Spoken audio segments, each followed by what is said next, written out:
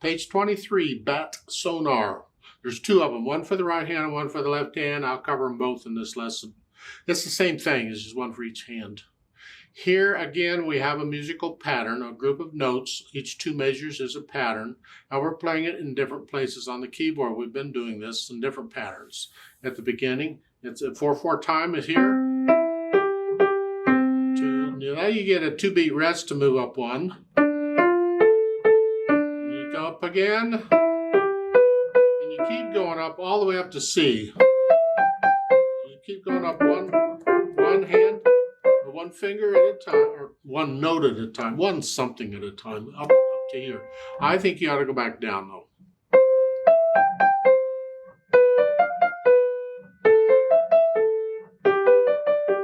And the idea is so you can learn to move up and down one key on the piano without looking.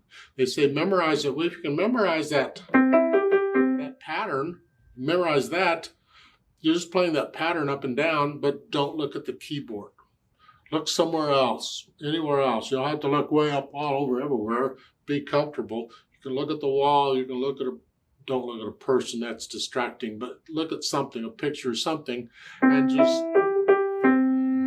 And so you can play this without looking at the keyboard, and you have the confidence to know that you're moving up or down one key accurately. Yeah. Same thing in the left hand. You're starting here, down, all the way down, keep going, down here. But I think you should go back up.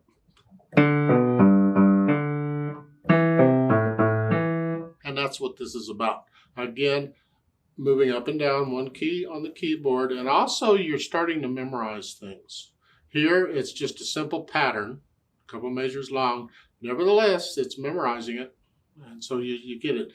You're not deliberately saying, let's see, it's this note, and then this note, and then this note, and I got to remember which note is which. No, you play it through a few times, and your muscle memory will remember it for you.